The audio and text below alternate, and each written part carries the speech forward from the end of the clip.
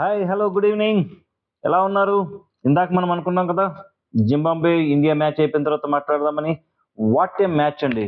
Really world కప్కు ముందు team India ఏదైతే T20లో dominance, ఆరోగెన్స్, ఏదైతే టోటల్గా అవతల టీంని కొలాప్స్ చేసి అవకడ పడేసిందో అట్లాంటి మ్యాచ్ మళ్ళీ ఈ రోజు చూడటానికి మనకు దొరికింది.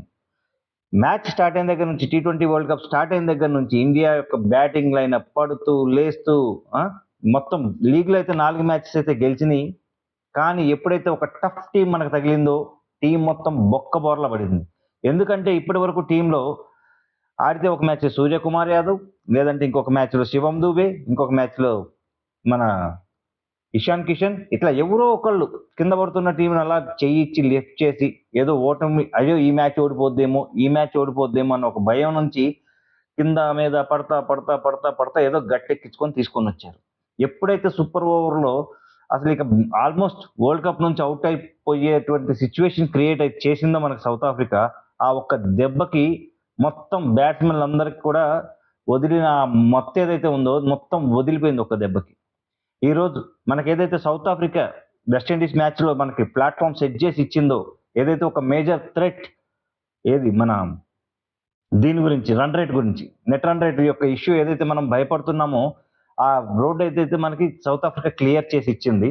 ఆ తరువాత ఏదైతే ఇండియన్ బ్యాటింగ్ డామినెన్స్ ఉందో మొత్తం, ఇక్కడ ఇంకొక విషయం ఏంటంటే ఇప్పుడు దాకా మనకి మొత్తం వరుసగా ఫస్ట్ 3 స్లాట్స్ ఓపెనింగ్ బ్యాట్స్మెన్ ఇద్దరు lefties, next Tilak Varma lefty, తర్వాత ఇదేదైతే ఈ ప్యాటర్న్ ఉందో ఈ ప్యాటర్న్ ఈ రోజు మార్చారు టోటల్ గా.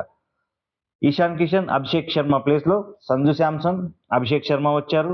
ఓకే ఫైన్, ఫస్ట్ వికెట్ కి ఫస్ట్ టైం ఆల్మోస్ట్ 49 రన్స్ యొక్క ఏదైతే పార్ట్నర్షిప్ ఏదైతే ఉందో ఆ పార్ట్నర్షిప్ వచ్చింది. సంజు శాంసన్ కూడా ఈ రోజు ఆడినంతసేపు లిటరల్లీ ఫియర్లెస్ గా ఆడాడు. మంచి మంచి షాట్స్ అయితే కనెక్ట్ అయినాయి. ముఖ్యంగా చెప్పుకోవాల్సింది అభిషేక్ శర్మ ఈ రోజు ఏదైతే ఉందో తన T20 వరల్డ్ కప్ లో మొట్టమొదటి హాఫ్ సెంచరీ అయితే చేశాడు. బట్ ఉన్నంతసేపు కూడా గడగడలాడిచ్చేశారు.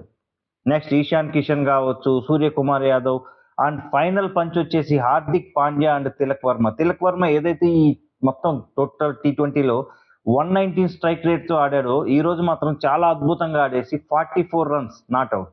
Hardik Pandya 50 runs not out.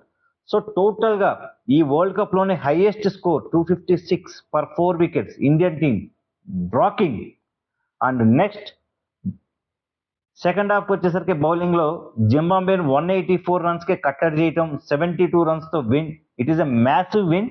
ఈ ఏదైతే ఈ లెగసీ, ఈ ఏదైతే ఈ డామినెన్స్, ఏదైతే ఈ ఫియర్లెస్ క్రికెట్ ఉందో ఈ రోజు మళ్ళీ ఇండియా అడాప్ట్ చేసుకుందో, పాతది ఈ మధ్యలో మిస్ అయింది, దీన్ని సేమ్ రేపు ఫస్ట్ జరగబోయే వెస్టిండీస్ మ్యాచ్ లో కూడా ఇట్లాగే చూపించి సెమీఫైనల్కి వెళ్ళాలని ఏంటి ఆ నెక్స్ట్ మన సెమీఫైనల్ ప్రత్యర్థి ఎవరైతే నాకు తెలిసినంత వరకు నేను అనుకుంటున్నాను, యాజ్ పర్ ఇప్పుడున్న స్టాట్స్ ప్రకారం ఇంగ్లాండ్ మనకి సెమీఫైనల్లో ఎదురు కావచ్చని.